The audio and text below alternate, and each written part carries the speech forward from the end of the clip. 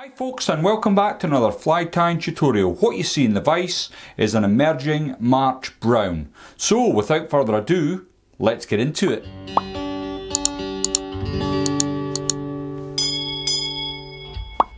The hook in the vise then is a Hanak H300 barbless hook.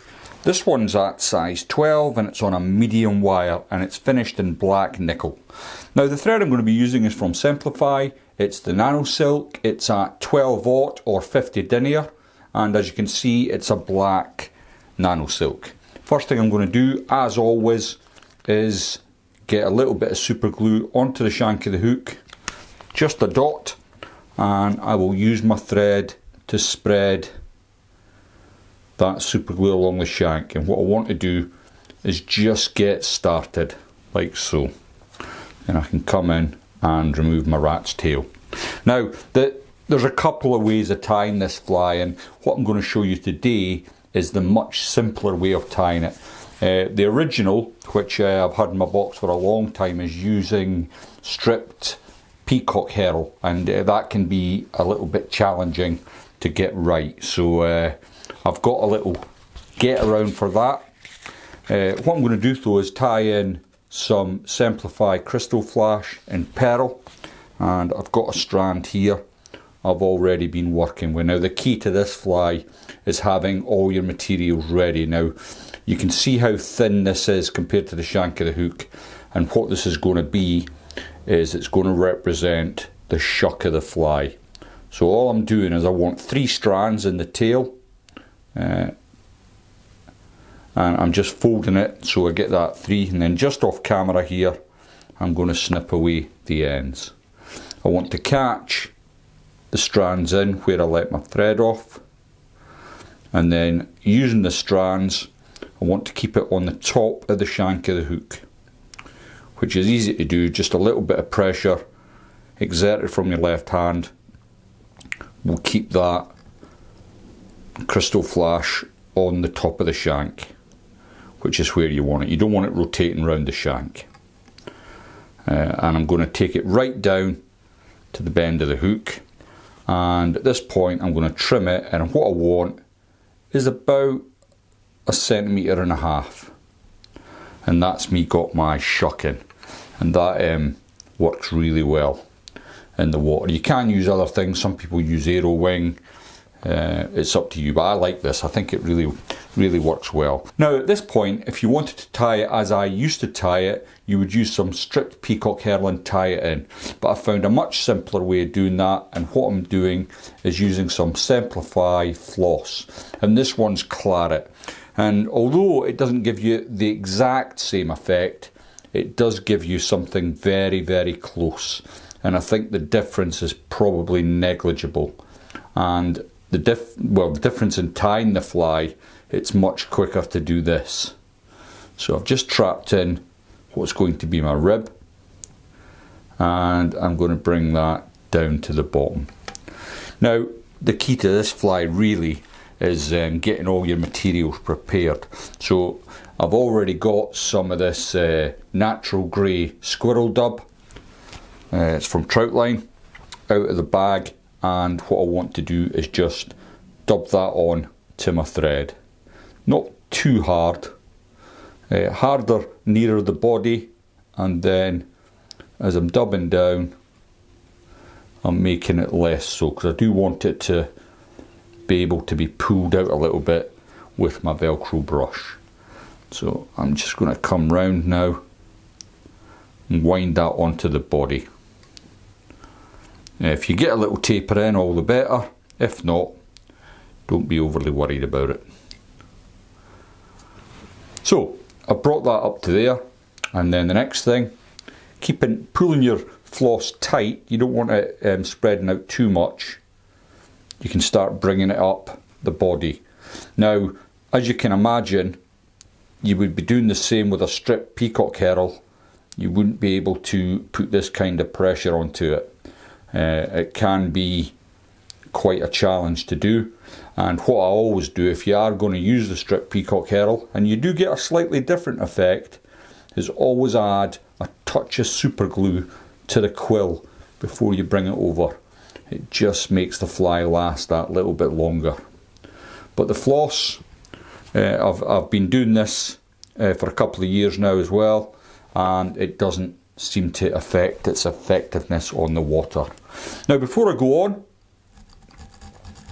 I'm going to just tease out some of the fibres and just guide them back. And that's looking not too bad. Okay, so I'm going to bring my thread back to about there. And the next thing I'm going to do is add in some CDC. And what I'm using, again, it's from Troutline. This is the Campbell Kahki. It's a tyres pack, so it's very easy to actually pull it out the packet and line up the feathers. Now I've already pulled out 4 or 5 plumes, and I've aligned the tips as you can see here. Now with this pattern, I want it to cover the entire length of the body. The March Brown's a large fly, and you want to have that profile when it hits the river. So I'm just adding a little bit of wax to my thread. It'll just help me grip the tip of the CDC. And once I've got that caught into place, I'm just going to remove my fingers to see that I've got the length I wanted. And it's a little bit long, so I'm going to come back slightly, trim off a little bit more of the CDC over my wastebasket, and bring it forward a bit. If you're not happy, always pays to go back and get it so you are happy. So just tighten up on that, have a look again, and that's much better. It was only 2 or 3 millimeters, but it does make a difference. So once more I'm going to go back to my squirrel dubbing, taking a little bit off, and what I want to do is cover up that area where I've tied in the CDC.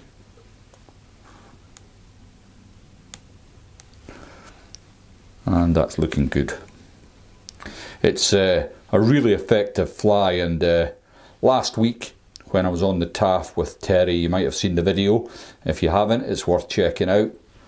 This is the fly we were using to target the rising fish that they were on the March Browns. Okay, next then I'm going to tie in my Deerhair. Now I'm going to stick a little box up in the corner to show you how I prepare the Deerhair, which is already done, and I've got it here in my stacker.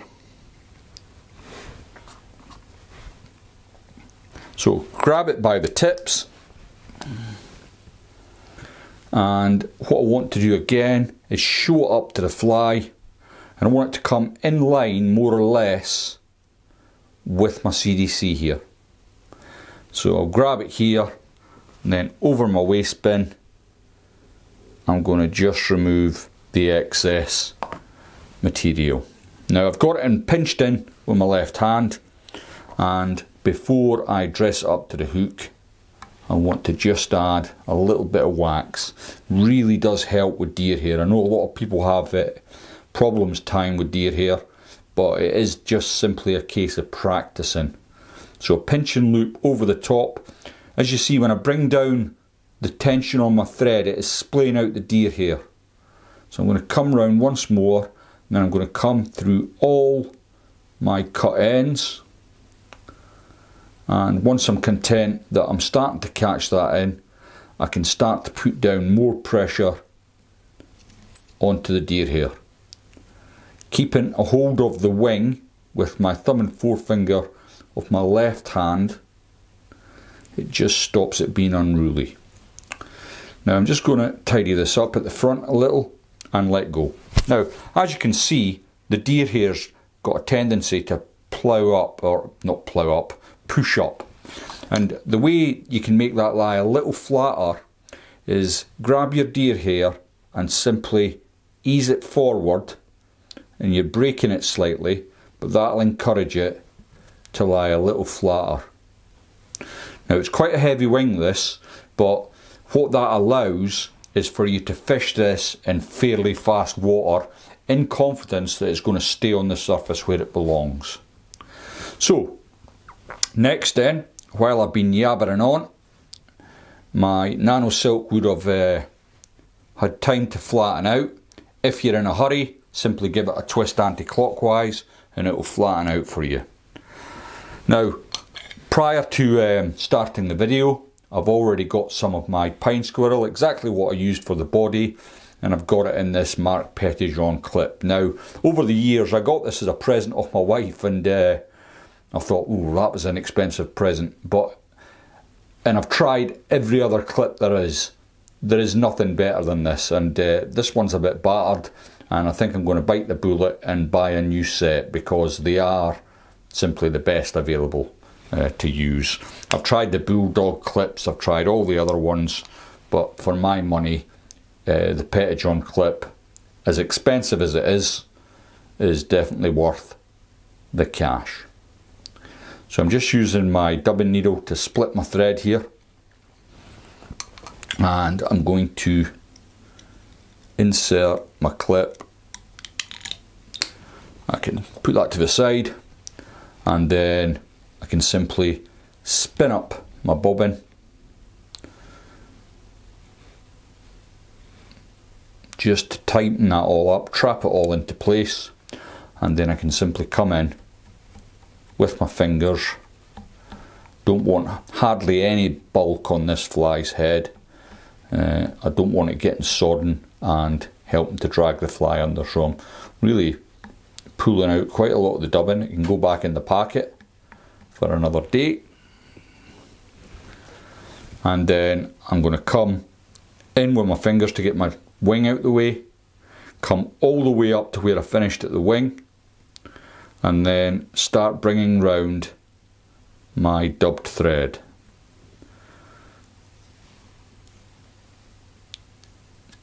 Now, I won't say this is an easy fly to tie, but if you practice and you're tying a lot of them, you will find it gets easier as you do more. It's like anything. If you're a complete beginner, please don't start with this fly.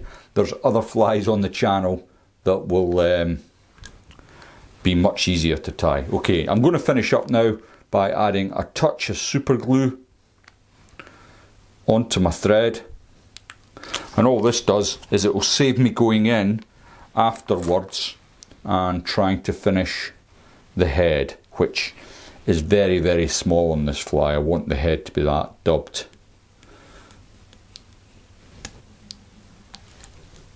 Look that I got using the pine squirrel. So I'll just finish that like so, and you can come in with your Velcro brush or toothbrush, whatever it is you're using, and just tease out that head a little, and treat it with some up high or whatever floating, whatever your poison is for floatant, and that'll float all day. It's a cracking fly, proven killer, and please do take the time to tie it. If you enjoyed that fly, please check out this fly on the screen now, and I think you may also enjoy this video. Thanks for watching, and I'll see you all next time.